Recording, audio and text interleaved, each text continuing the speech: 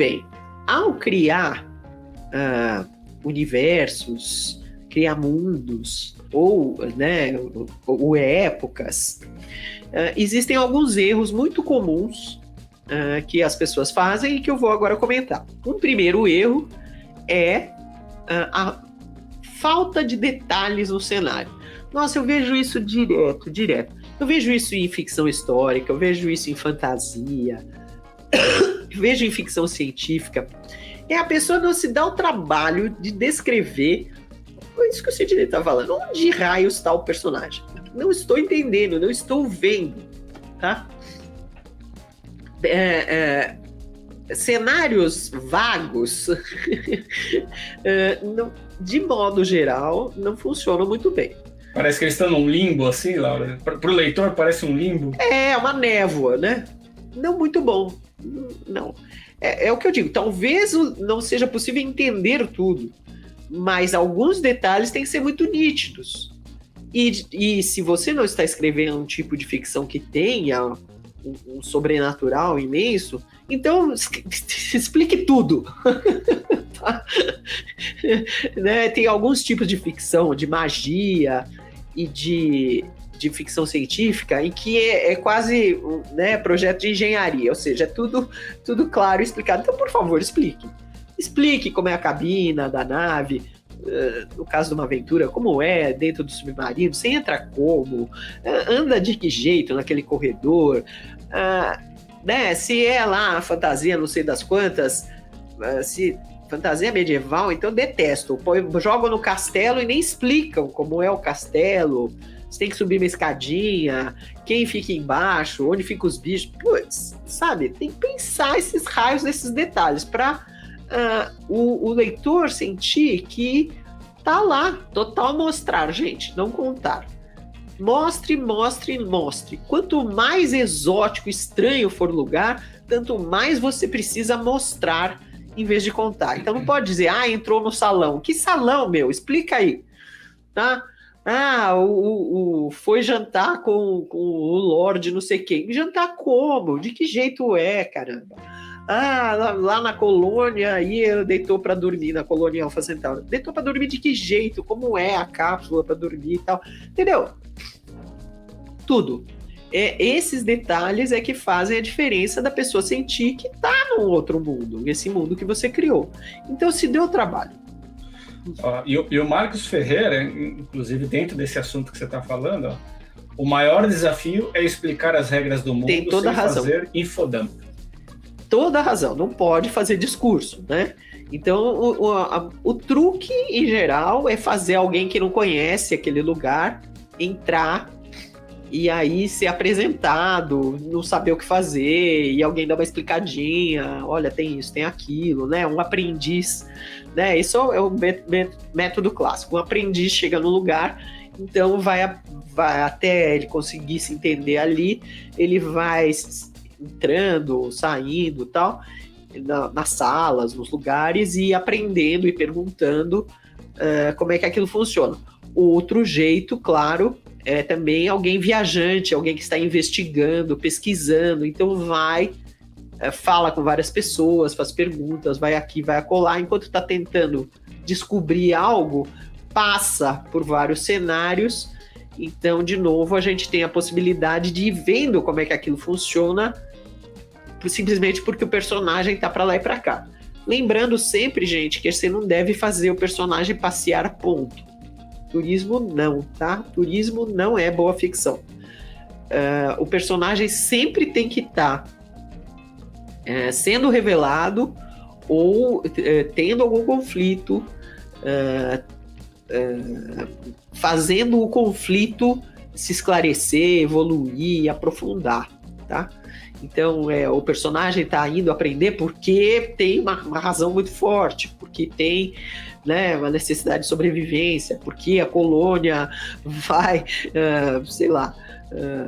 vai cair um meteoro na colônia, sei lá.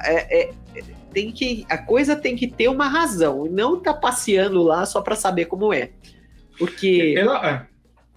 aproveitando que você está dizendo isso, eu vou fazer vários links aqui. Aqui no chat a Ceci Bragança está falando de espiritismo, que ela é espírita aqui, e várias pessoas comentando. Aí eu vou fazer um link com o livro Nosso Lar e com o filme Nosso Lar. Por exemplo, mais o filme, né? O filme, por exemplo, ele é... O protagonista, embora... O protagonista é o cara lá que morre, desencarna e vai para uma colônia espiritual e tal. Okay. Mas, na minha visão, o astro do filme, né? É o lugar e não os personagens. Sei. Então, assim, mesmo no filme fica muito claro, assim, que até mais do que o protagonista, o mais importante é apresentar o mundo, aquele universo em que Mas eles não é estão chato inseridos. isso? No filme, eu vou dizer para você que eu senti falta de conflito. Então, Ficou faltando conflito, mas teve muita apresentação do ambiente. Então, assim, ficou muito claro para todo mundo o que acontece naquele mundo. Mas aí é didático, né? É um negócio chato. Vira um documentário, em vez de ser uma ficção que te pegue, né? Uhum. Porque, assim, a gente acha muito mais interessante aprender sobre um cenário porque o personagem precisa fazer algo ali. Uhum. Ou vai descobrir um negócio ali. Ou tá tendo um problemão ali. Entendeu? Isso sim, mas agora só entra e sai, alguém discursa, alguém abre uma tela e mostra, não sei o que, é muito chato. Diga, mas o que mais você cita? Se bem que o Nosso Lar, ele não se encaixa, o livro, né, ele não se encaixa necessariamente como um livro de ficção, né? Sim, é mais ou menos assim, o pano de fundo para apresentar as coisas. Tudo bem. Né? Pretende, mas se para funcionar como ficção, tem que ter um conflito, né? Ou vários conflitos. O personagem tem que estar em dificuldade, tem que fazer um percurso. No filme, no livro, é mais trabalhada essa questão dos conflitos do personagem. Sim. Né? As histórias espíritas que podem, né, de um lado elas são consideradas, para quem é espírita, elas são consideradas religiosas, né? Mas para quem não é espírita, elas são consideradas fantasia. Elas precisam, para funcionar como ficção, elas precisam ter esse desenvolvimento, ou seja, explicar direitinho a época, explicar os limites, como é que é essa história de reencarnar, não é, como é que funciona, como se comunicar ou não, ou seja, todos os limites ali e o conflito da pessoa, né? Em geral, eles são bons em explicar isso, né? Quem brigou, quem matou, quem não sei o que numa vida, aí volta em outra, lembrando, tarará. Então, esses conflitos são necessários, senão a gente tem... É isso, uma coisa didática, infodump, que nem estava dizendo aqui, o autor amigo, e fica muito chato. Não pode, não. E mais aqui uma questão que eu acho que ficou interessante também, casa com esse momento aqui. Criaram, o Vinícius Machado, né? Criar um local imaginário ajuda para evitarmos gafes históricas e geográficas. Numa cidade inventada, as ruas, montanhas, rios, etc., ficam onde a gente quiser. Verdade, Vinícius, mas você tem que imaginar de uma forma que seja consistente. Verdadíssimo. Mas é muito comum as pessoas imaginarem uma montanha que fica num lugar absurdo.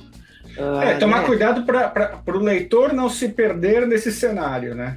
Isso, e o cenário faz sentido. Que ele seja inventado. Então, se tem uma montanha enorme lá e tem um rio, evidentemente o rio vai ter que escorrer da montanha, não pode subir a montanha, essas coisas, né? Então tem que ter uma lógica. Né? Eu acho que na leitura tem que ficar claro, a montanha tá para tal lugar. Isso. A casa que o cara tá indo tem que estar mais ou menos claro onde está cada coisa no cenário, né? Exatamente. Então, se você inventa... Aliás, uma das dicas é, se você tem um mínimo de possibilidade, você desenhar. Fazer mapas, desenhar salas, desenhar esses lugares que você está imaginando. Mesmo que isso não vá ser mostrado, não vai ser publicado, mas para você materializar aquilo para você mesmo. Inclusive, quando você se imaginar lá, andando para lá e para cá, você perceber todos os detalhes. Depois você escolhe o que você vai contar para os leitores, tá? Mas você ser capaz de, na sua cabeça, aquele mundo tomar uma forma física, com as suas limitações e com seus poderes, sei lá, suas magias, tal, mas você imaginar direitinho como é, como é que não é.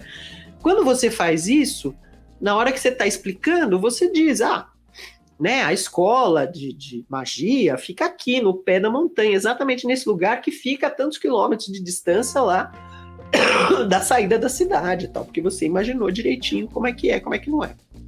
Quem costuma fazer isso, quem costumava, né, fazer isso bastante é o Robert Howard, que escrevia o Conan, né? Fazia. E a Ereboriana, e ele tinha o mapa explicando onde ficava cada cidade, isso, ficava cada reino. Você tinha muito claro o ambiente geográfico.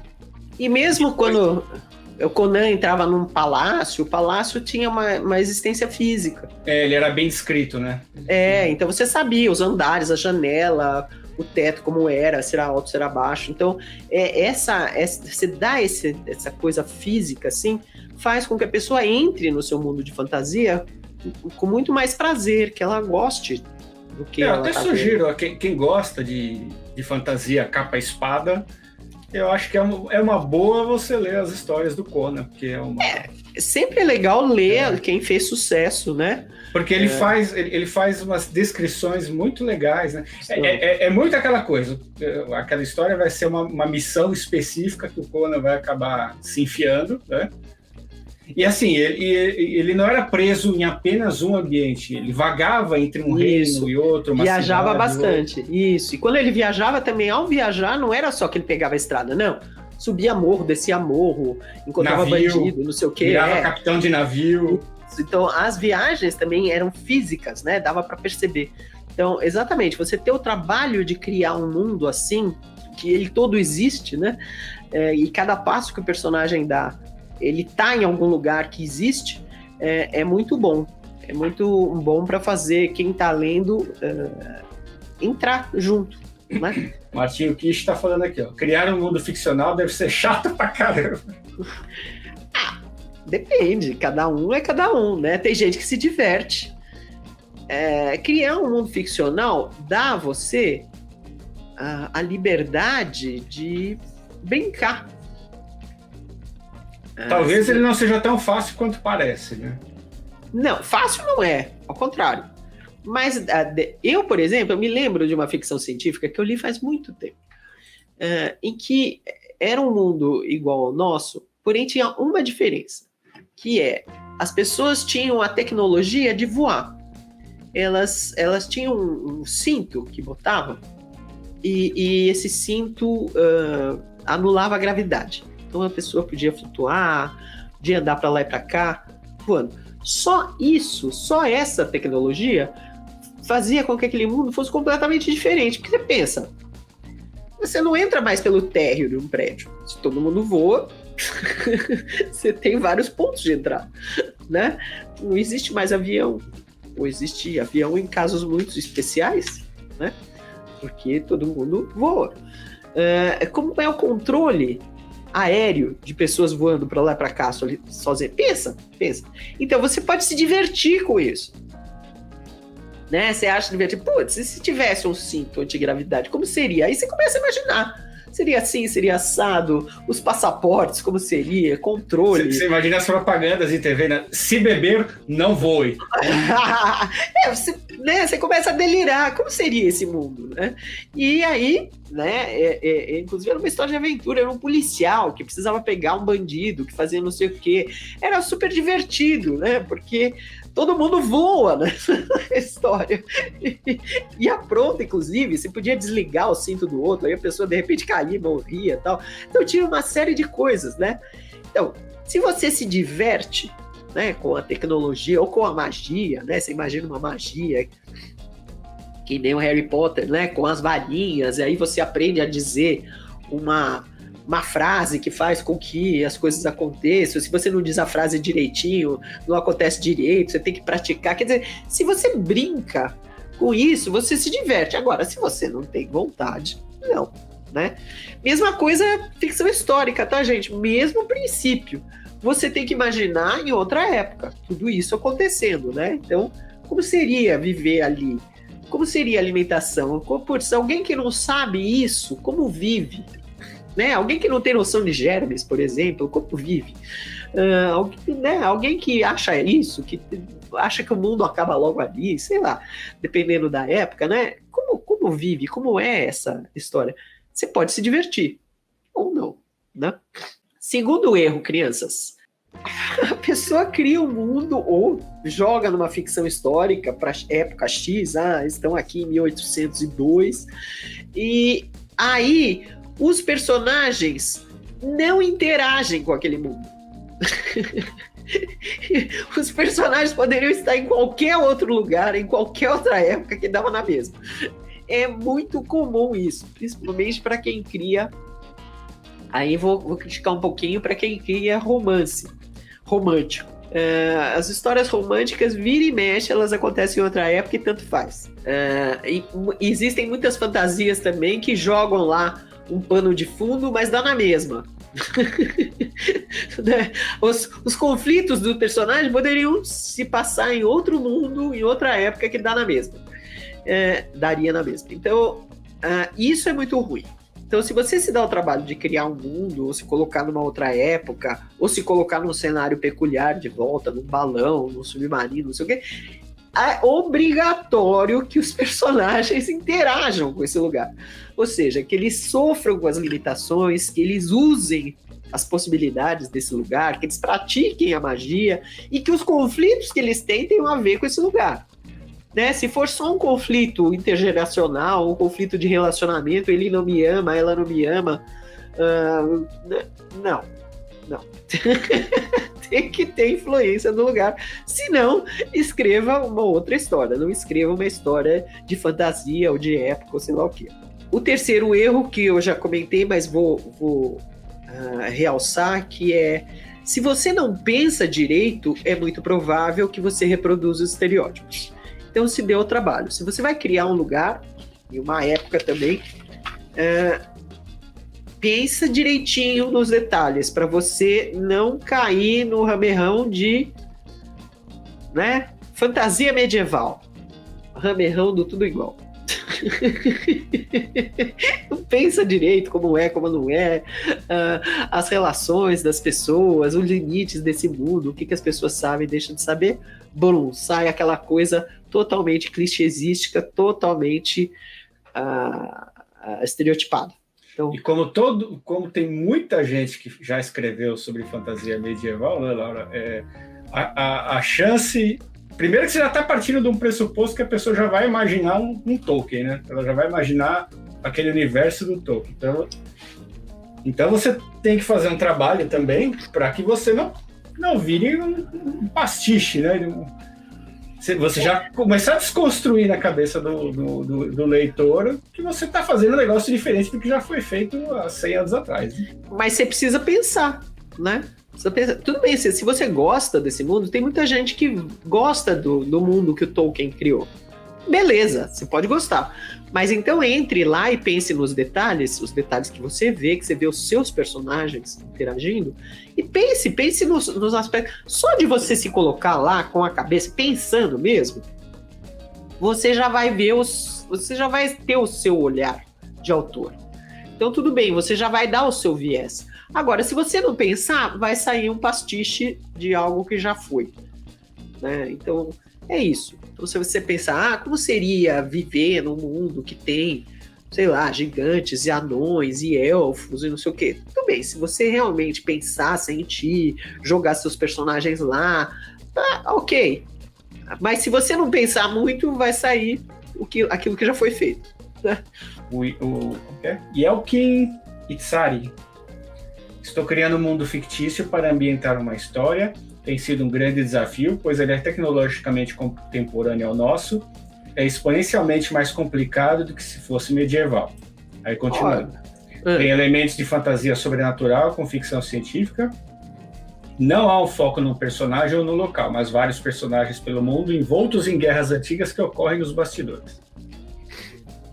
Yelkin, tome cuidado, tá? Tenha personagens que leitores possam reconhecer, que tenham conflitos que sejam importantes, que sejam humanos, para que o leitor consiga se envolver, tá? Não faça um negócio assim tão grandioso que meio que tanto faz, né? Às vezes o autor dá um passo atrás e fica contando as coisas um pouco de longe, como guerras, tarará. as pessoas não se interessam, tá? Elas querem ver personagem.